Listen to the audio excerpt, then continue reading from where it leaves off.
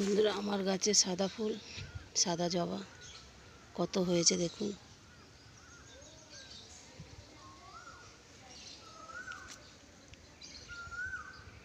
লাল জবা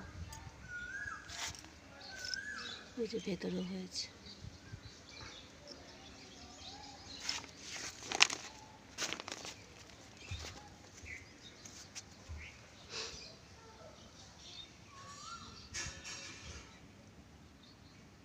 কেমন লাগছে আপনারা বলুন।